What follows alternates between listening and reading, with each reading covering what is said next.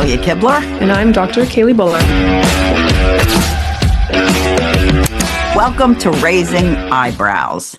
Hello, everyone. Welcome back to Raising Eyebrows, my favorite place to be. This week, we're doing a really interesting topic that I am practicing. I don't have it perfect. It's really hard to get right.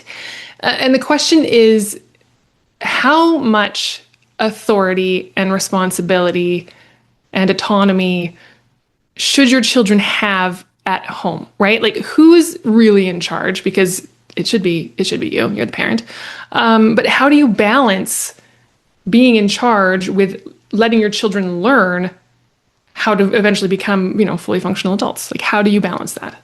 Correct. And does it require you always bossing around your children? Because it's good to remember that kids, for the most part, are told what to do, when to do it, how to do it. They're like, and then they become more aggressive. They become more uncooperative because they're sick of being told what to do all the time. And that's developmentally normal, by the way, right? Like the boundary pushing and looking for their own independence, that is natural and it's important, right? It's important for them to want that independence because they're going to need it eventually. But the challenge is figuring out how to still keep them safe while also keeping them emotionally and mentally and psychologically healthy.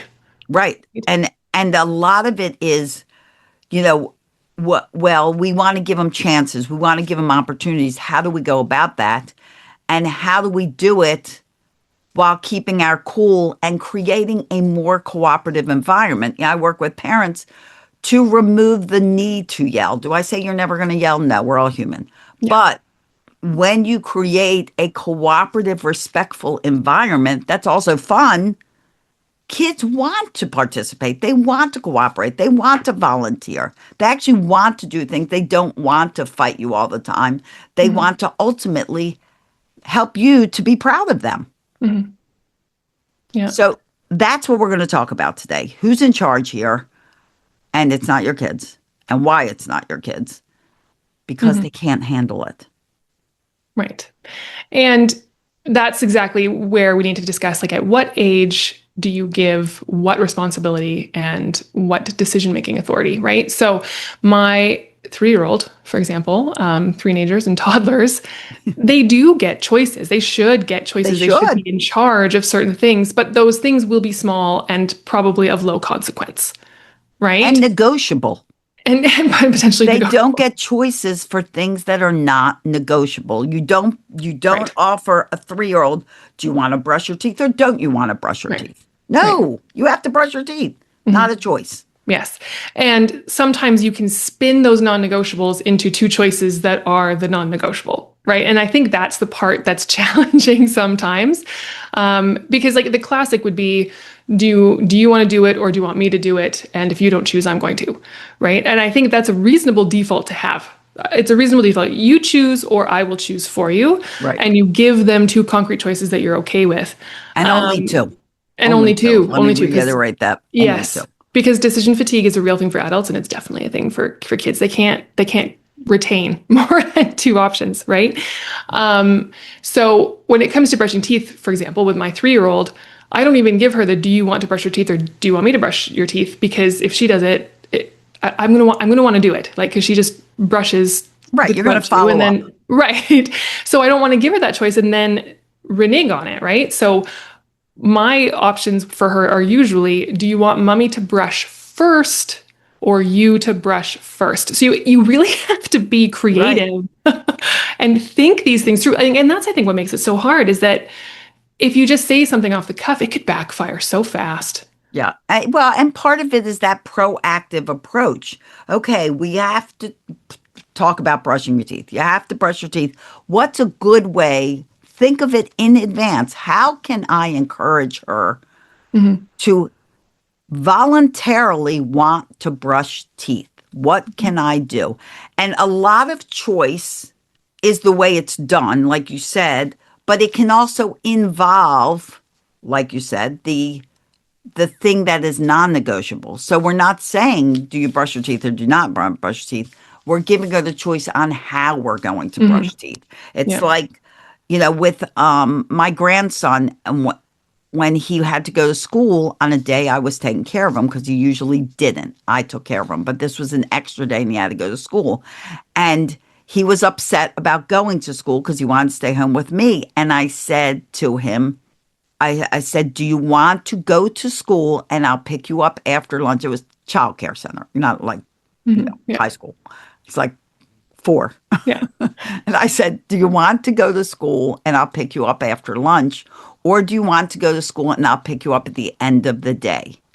The choice was lunch or the end of the day. But in order to agree to that choice, he had to go to school. He had to agree to going to school. So the agreement, the choice, the choosing which one also included, I'm going to school. I'm going to school. And of course, he chose pick him up for after lunch. And we went to school very happily. We walked in. It was fine. Got a hug, got a kiss. I told him I'd see him after lunch. And that's when I picked him up. Absolutely. And it could have been, we have to go to school. And I've done this with my daughter too. We have to go to school today. This is your job. And mommy has to go to her job and daddy has to go to his job. What do you want to do after school when I pick you up? Correct. So it can, you can rephrase it, sort of redirect, but it is hard to think of these things in the moment, right? And so we'll try and give you some examples, certainly by age, but don't be afraid to use the same choice for the same scenario every time. Right. If you can't think of something else. Yeah. And it's, like I teach time transitions for transitioning from one activity to another, which is probably the single thing that parents will say to me, oh my gosh, Celia, that was like magic. Yeah. I did it. I did what you told me to do. They did it. And what you don't realize is choice is empowering. Choice is giving them a lesson on integrity. It's giving them a lesson on responsibility. You made a choice. Now you follow through with it. Yeah. People are always like, how do you teach your kids to be a person of integrity? This is how. This is how it begins, even at a little toddler age.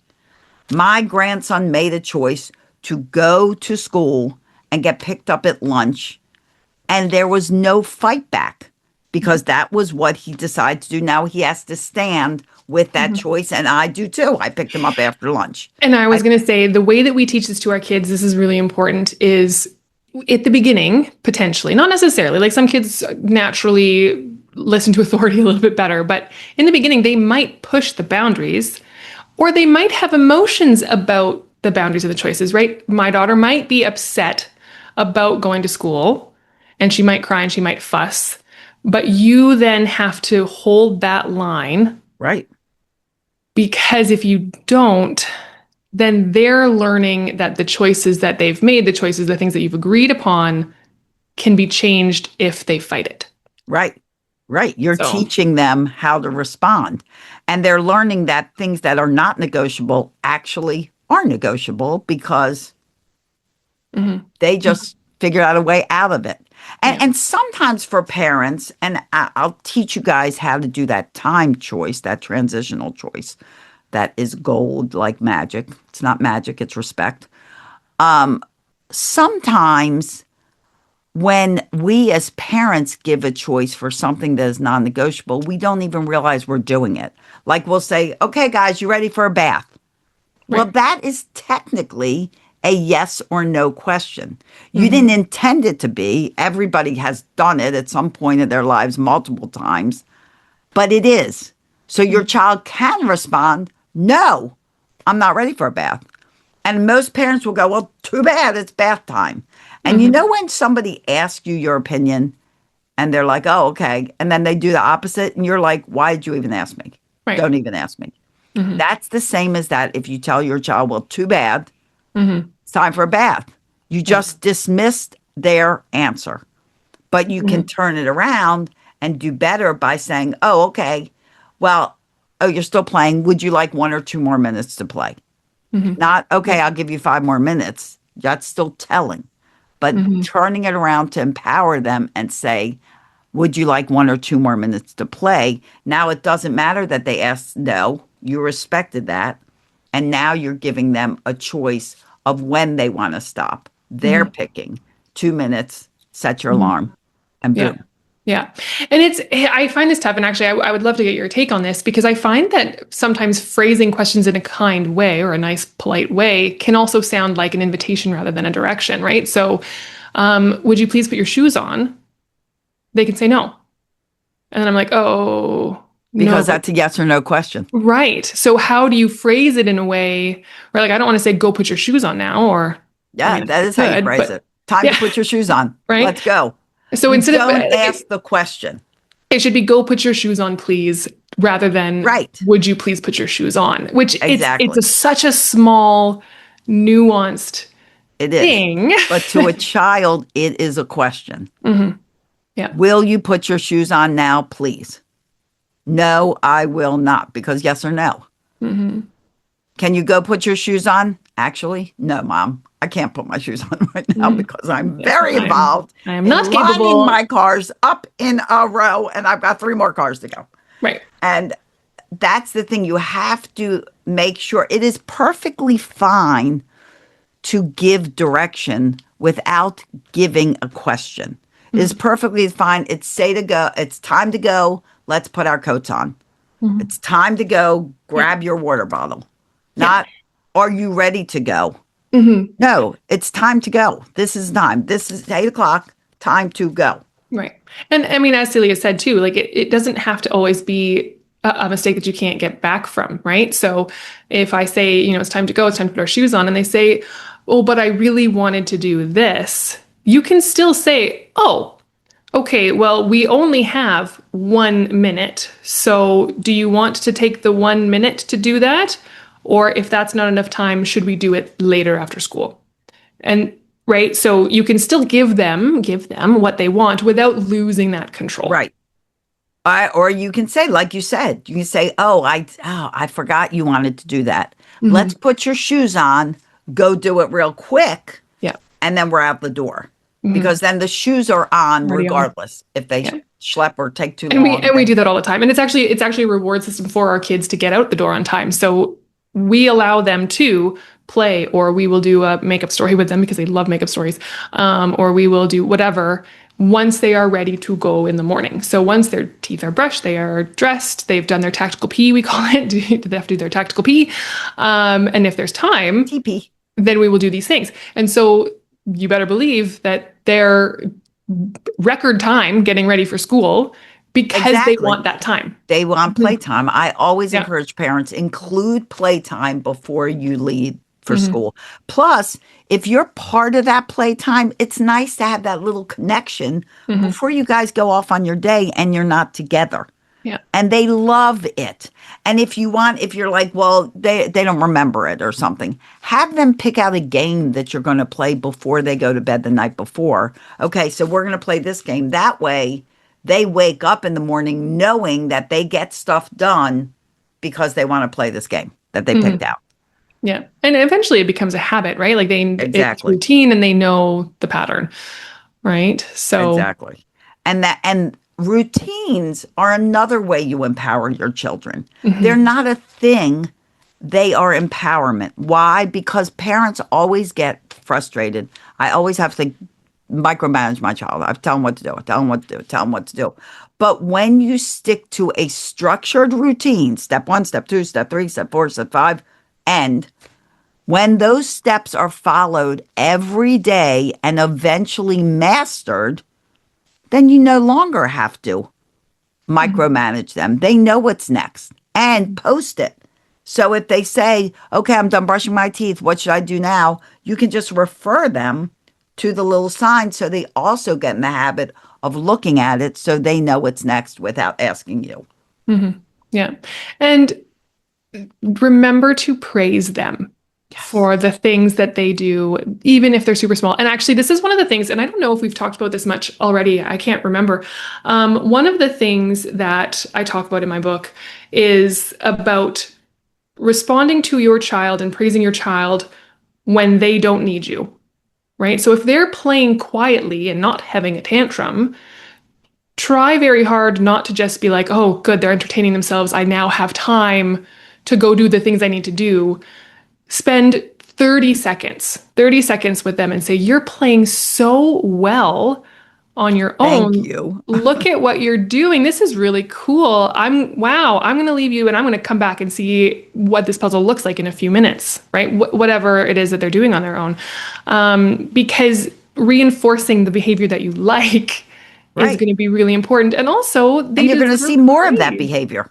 Yeah, because I'm sure everyone, all the adults, even in your job, right? Like you do a great job and you don't get any praise for it because it's just expected. Right. Right. And sometimes it would be nice for someone to say, I see you, right? In your relationship too, with your partner. Right. You're working really hard. Recognize effort. They're putting in an effort. Recognize good. Like in that scenario, I'll tell parents, if your siblings are fighting, say you're on the phone and you've been on the phone for 15 minutes, all of a sudden 2 kids are fighting. What do? Most parents would get off that phone, walk in there, get irritated at their kids. Why are you fighting? Blah, blah, blah. And then go back on their phone call. When what should have happened is you were on a phone call for 15 minutes. They were playing great.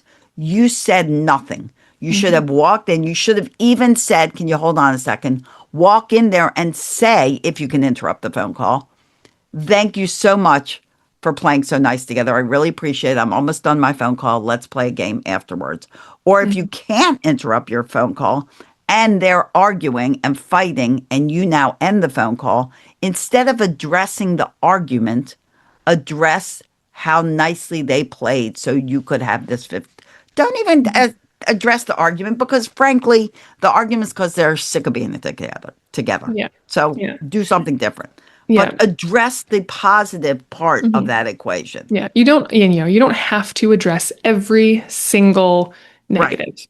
And I would actually encourage you not to address every single negative. Kids are going to get things wrong. Kids are going to make mistakes. Kids are going to fight. They're going to do a whole lot of things. And if you're constantly harping on them, because that's what it's going to seem like to them, but all the things that they're not doing right, it's going to wind up being, a very insecure and, well, I mean, I can't predict what your child will turn into if that happens, but their self-esteem is certainly very much tied up in your opinion of them, right? In your approval. Yeah. Right. And they actually do grow up feeling like the bad kid.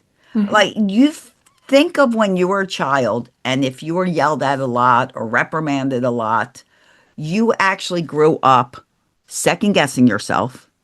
You grew up thinking everything you do is wrong and the opposite is nothing I do is right. Thinking I'm the bad kid, and you live up to that expectation. Because no one ever bothered to see when you were trying, and your child does much more good than not good. You need to see it. You need to let them know. And it's great to be appreciated. I work with couples too.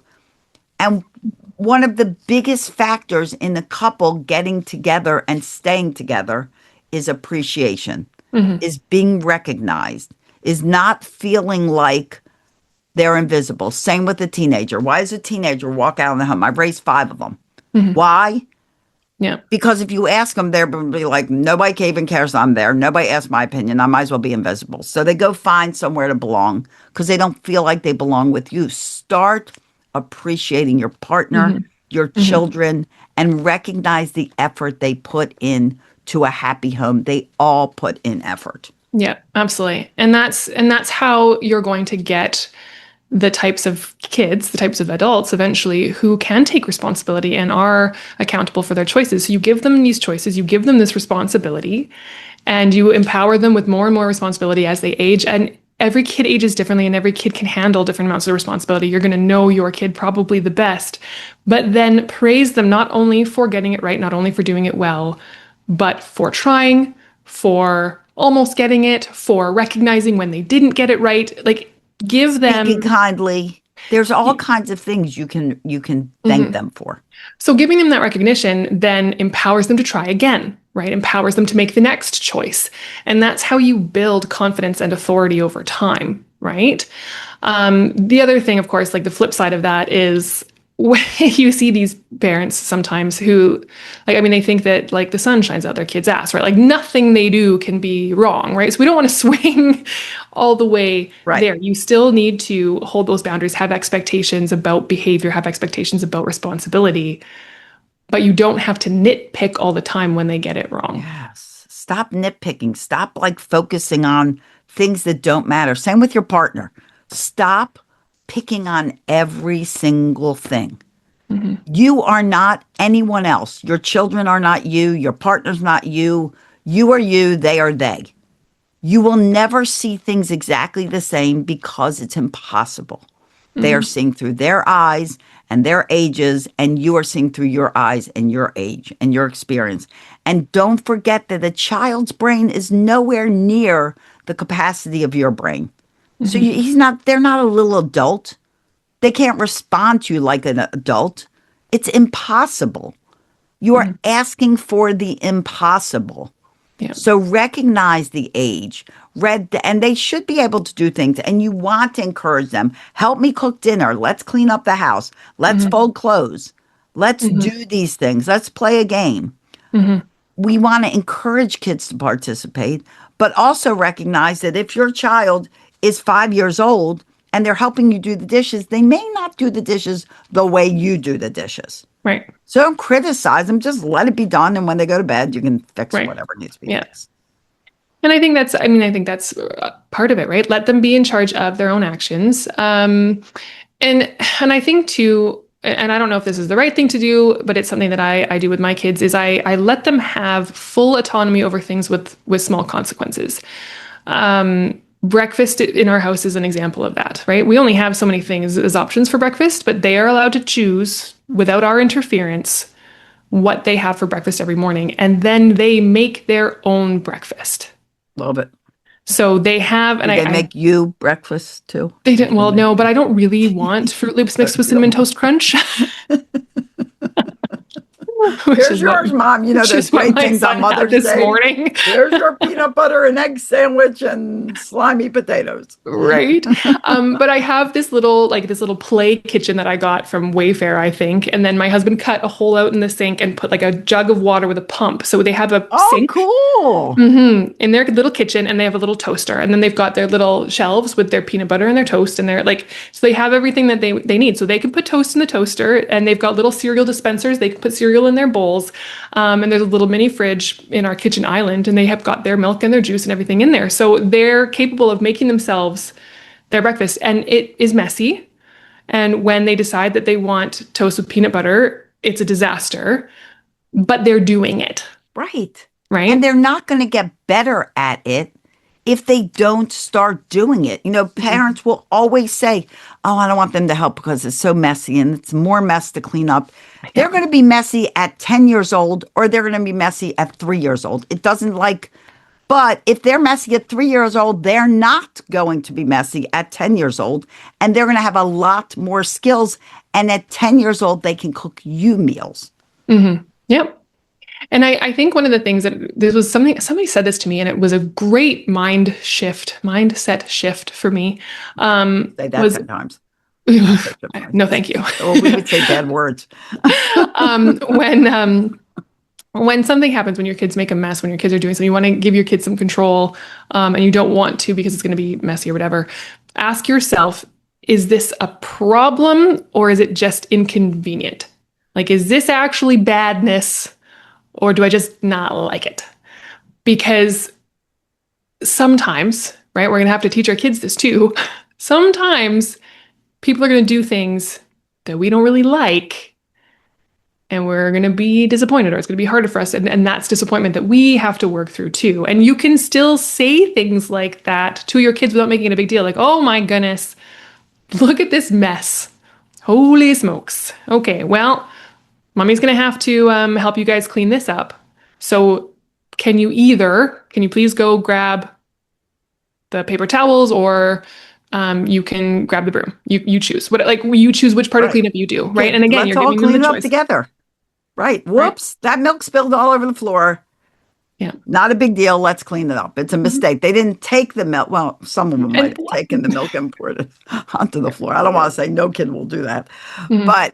But they have to get better, and things have to be, they have to be given a chance to try. Because when you give them a chance to try, regardless of the fact that there may be a resulting mess, You send them an indirect message, I believe in you. And you want your kids to always know that you believe in them. Always. They should know hands down forever through teenager land, high school, 20s, whatever. All my kids are in their 30s and 40s. They should always know, I believe in you. And when you say, oh, you can't do that, or here's a common one. You want to get your shoes on. You're full circle back to shoes. You want them to get their shoes on. You don't give them enough time to build that skill. You don't give them 10 minutes. You give them 2 minutes. They're rushed and you say, oh, forget it. Let me do it. Yeah. We do it all the time. You are telling your child indirectly, I don't believe in you. You can't do this. I'll do it. And then you're taking away their want to be better. It's like, well, I guess I can't do this. So, mommy, you just do everything for me. Do we want to do everything for our kids? No, we don't want that. We want them to do for us. You're like, wrong.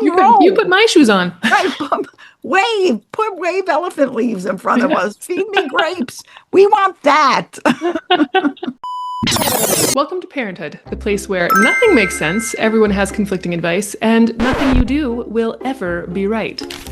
Are you sick of feeling guilty about what you do, what you think you should do, whatever you're going to take someone's advice and you do that and that doesn't work, and you feel like everybody has a comment, everybody has an opinion, whether you want it or you don't want it? You open up the internet and all of a sudden the thing you thought was right was wrong. But we have a secret for you.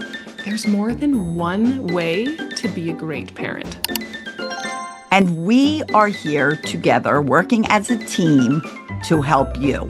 We've created the podcast, Raising Eyebrows.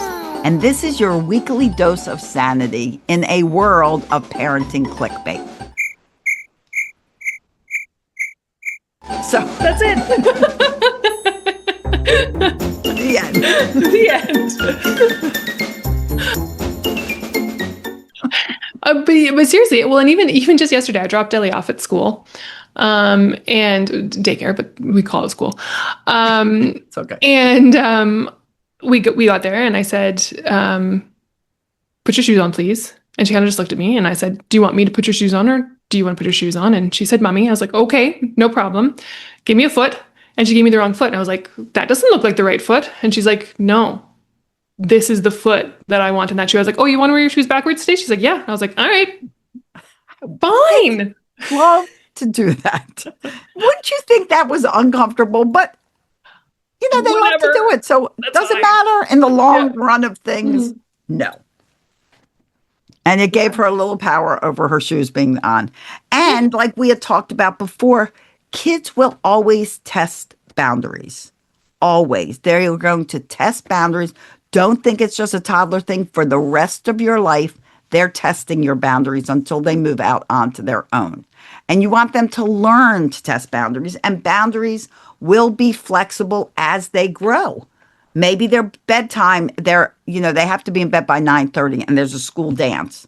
And they're going to say to you, "Can I get home at 10?" And that is a half hour past their bedtime, which means they're not going to go to bed till 10:30 or 11. And you can say, you know what? Yes, this is a special night. But then you also say, if you want to hold to that 9:30 bedtime, you also have to say, yes, but after tonight, your bedtime is still 9:30. Because the definition of disappointment is unmet expectations. So if you're not letting your child know what to expect, you can't get mad at them if they have no clue what you expected. You have to be clear, concise, talk to them, give them direction. And again, remembering that if you make mistakes, you are allowed to correct them in front of your kids. So you're allowed to say, "I'm sorry." There are do-overs. Yeah. My son calls me out all the time because he's very literal. He's very specific. He needs his routines, etc. And so if I were to say something like that, and he'd come back and say, "But you didn't say specifically this," right? And I'll be like, "You're right. I didn't. I'm sorry. Correct. Let's go back and figure this out." Right? Plus, they're very black and white. I mean, they very much what they hear from you, they do. If they can do it. if they understand. It's like, but of the problem, that brings you to general requests. Clean up your room. Right. You say clean up your room to a 4-year-old, they look around, they go, oh, I got nothing. I got nothing. I'm just going to sit here and play. Yeah. And I remember, so, and we, like, I think we said this, like this specific example a few times. I remember this as a teenager. Like, I remember, because I have ADHD and I was unmedicated at the time, and kids are like, they basically have that brain until they get older. And then if they have ADHD, they'll be like me, where And like clean up your room. Like it was this monumental task that I couldn't initiate, because I was like, okay, well, if I'm going to clean up my room, then I'm going to have to get my laundry off the floor. But to get my laundry off the floor, I'm going to have to put it on the bed, but the bed's not made. And I should make the bed first. And then I just went down this spiral. Even my room wasn't even that messy as a kid. Like, I wasn't. Nothing. Yeah. And then you freeze. And how many times, think of you as an adult. Everybody's got like a closet or a drawer or a room that's overloaded with stuff. And you walk in today I'm going to clean this closet. Open the door and you're like, nope, no, I'm not. And you close the door and you walk away, and another year goes by that closet looks like because it's overwhelming. Right. Yes. Exactly. You have to be concise. And little kids that if a big kid gets overwhelmed, a teenager gets overwhelmed with the general direction, clean your room. Imagine a little kid who has only been on this planet for like a year or two, and you're saying, clean your room. Like, what the heck does that mean? You should be saying, put your books on the bookshelf. Can you take those shoes and put them in the closet? Can you take your dollies and put them on the bed? Good job. You cleaned your room. Now they're starting to learn what clean your room means. They're learning the step-by-step process that leads up to the general instruction. They don't automatically know it. Yeah. And even like one of the things that I do with my kids too, and actually I suggested to my brother, because my nephew has really bad ADHD and he really struggles. And my brother doesn't understand that because he's got a perfectly normal brain.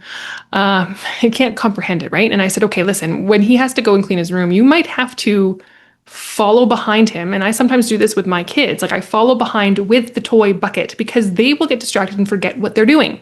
Right. And then you are there as a constant visual reminder. Right? And there's no crime in helping. No.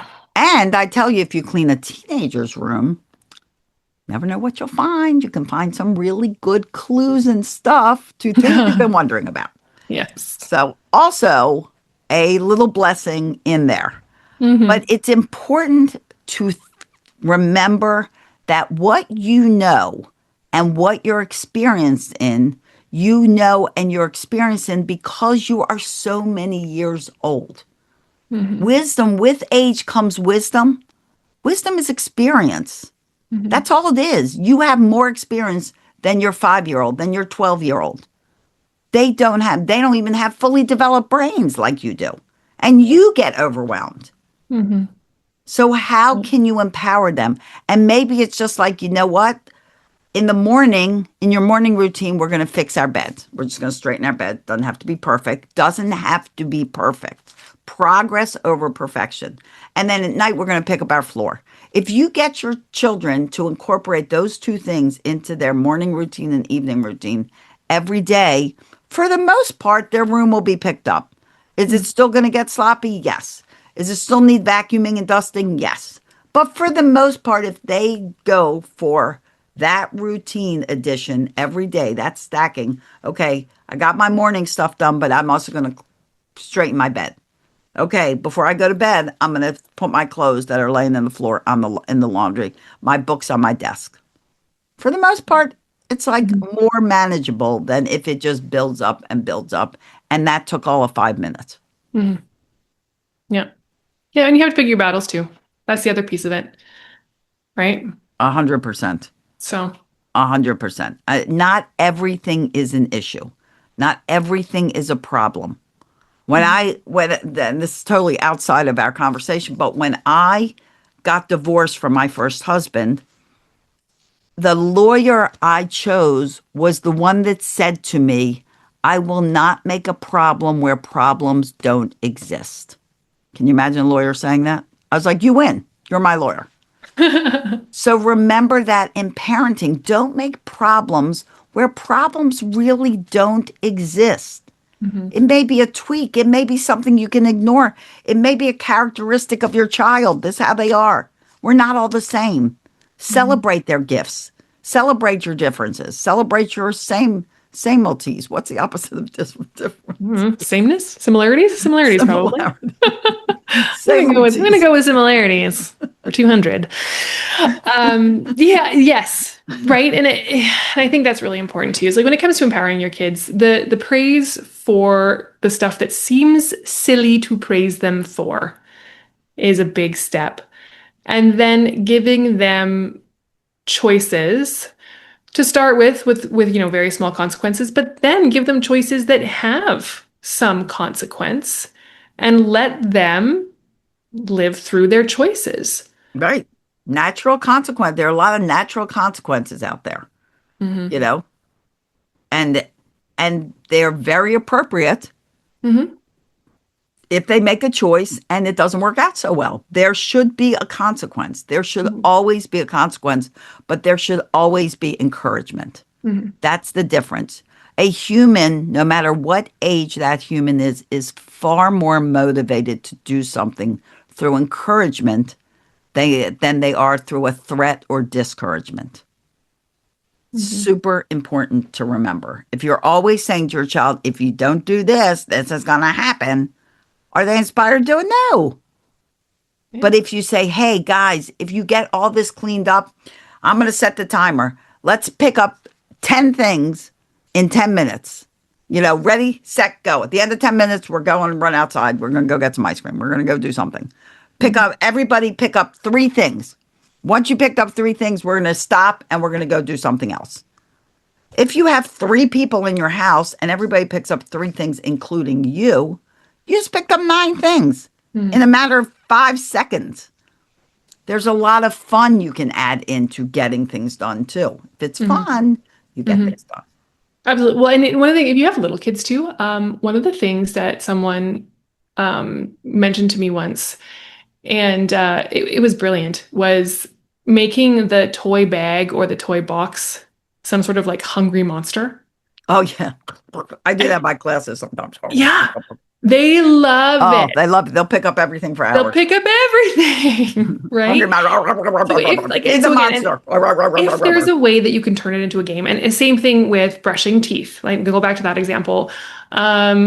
Sometimes the toothbrush is a laser gun or a machine gun, and I shoot the sugar bugs, right? Or sometimes it's right. I go pew pew pew pew pew pew pew pew pew as I'm brushing. It's like Star Wars. So what was that? Space Invaders. Yeah. They think and she thinks it's great.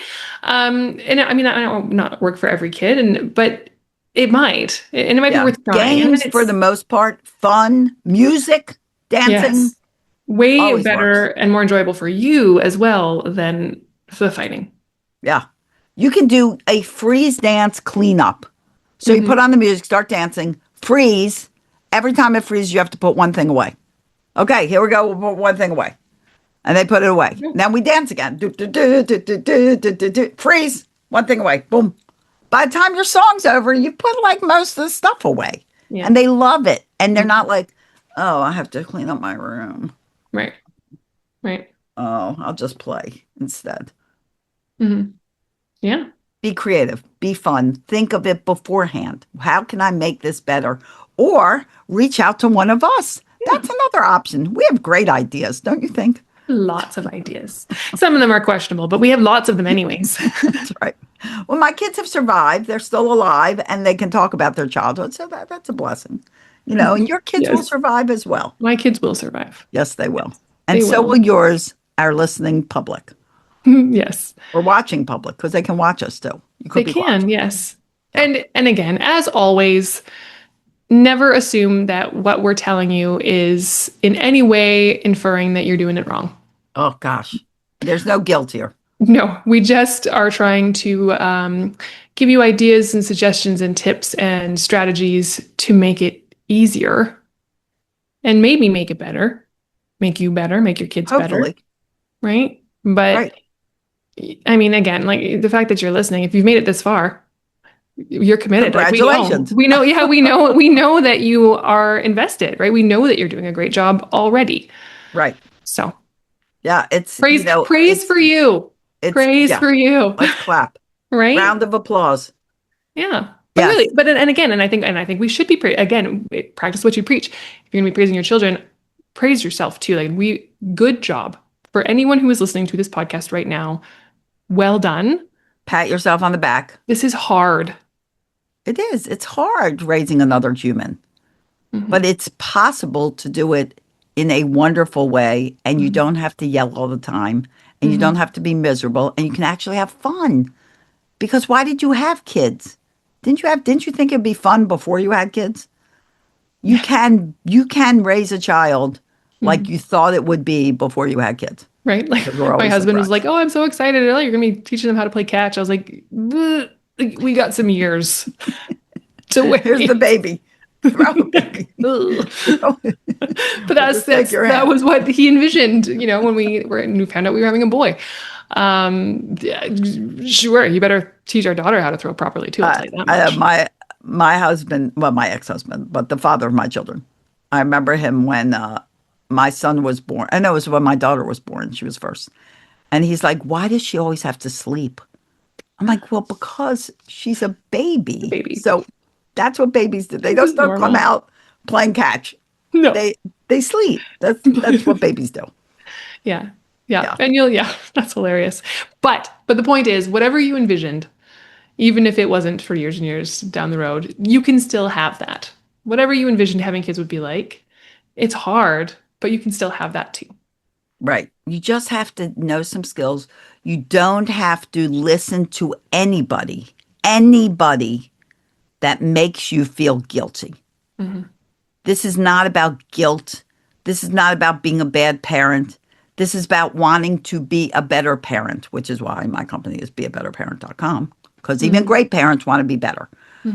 But it's about not feeling guilty. It's about, okay, if this isn't working, what could I do to make it work better? This situation really kind of blew my mind. I can't deal with it. My kid thinks they're in charge of the whole thing. What can I do differently to help them understand that we're team players here, and you should be a team player. Even your little kid should have a little bit of say in their growing up. That's why you offer a choice when things are negotiable. It gives them a little bit of say in their life. Right. And while you are teammates, you are still the team leader. Yes. They cannot be in charge. They don't have the brain capacity to be in charge. They do not benefit from being happy all the time. If you are working very hard to make your child happy all the time, you are going to raise a very unhappy adult because they won't know how to deal with disappointment. Exercise their disappointment muscle, exercise their waiting muscle. They don't get everything the minute they want it or when they want it or what they want. They have to recognize that things won't always go their way, but most of the time they do. Yeah.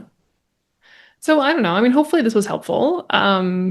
It is something that takes a lot of practice, and it's something that you're not going to get perfect. And like I mentioned before, if you need to use the same two options every time because that's what you can remember, then do that, right? And then eventually I think it's something else. Yeah. Don't have like a whole thing of like, oh, I got to remember to do this. I got to remember. And if you do something and you're like, oh, you know what? I set the timer for 5 minutes. I didn't do that choice thing of saying, do you want 2 or 3 minutes, like Celia said on the podcast? That's your brain remembering. That's a good thing that came up afterwards because you've put it in your brain and you will remember it. Yep. Don't be hard on yourself. And we both have books for you to read about. The Be a Better Parent app is downloadable in the App Store, or you can go to beabetterparent.com, get the membership, use the coupon code CALM, CALM. It's still active, I think, and we'll give you 50% off. And you'll have an app that gives you 24/7 answers that are cooperative, respectful, and easy to follow. That they're easy to implement. all backed by my over 43 years of experience, plus a lot of other great stuff in that app. It's like having us in your back pocket. So, which is pretty cool.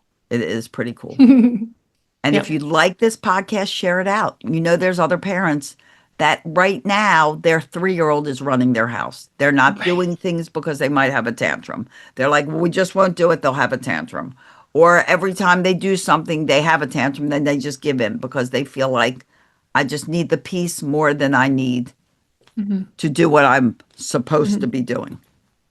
Yeah. And sometimes it's okay if you just choose the peace, but eventually... Eventually you want to not do it every time, once in a while. But then again, like we say, be proactive. If there's a situation that every day you have to deal with it, you want to examine it. You want to look at what's happening and how can you respond differently so it stops happening. You don't have to deal with it every day. That's how you become proactive. And if you need us, reach out. We're both right here in our little rooms looking at you. You bet. On the other side of the United States. One's on this side. I'm in Canada. I'm just above you. I'm just above you. Right. She's not even on the other side. She's straight above me in Canada. What am I talking about? No, you're on the west. You're on the west. You're on the east. I'm east. Yep. East. Okay. So we're on the east side of Canada and the United States. So you can just make a trail right down for us. But luckily, we're available like this way, where you just get to see people in your glass magic computer. So, excellent. All right, Miss Kailey, Dr. Buller. And I'm not a doctor. You play one on TV. Anyway. I do play one on TV. Thanks everyone so much for listening. And we never know what we're going to be talking about. But it's always fun. So stay tuned. Make sure and if you have an idea, message us. Say, please discuss this. I heard this on some reel. I've heard people talk about it, and I don't believe it to be true. Help us. So that's what we're here for. Thank you for listening. Share this out. Comment. Let us know what you like. And we'll see you on the next episode of Raising Eyebrows. See you next time. Bye, everyone. We're so glad you were here. Thank you so much for joining us, and we truly hope you'll be here next time. And if you are looking for a little dose of sanity on any other topic, please feel free to let us know. Leave us a comment, and we will be sure to bust that myth too. Have a great day. Bye. Bye.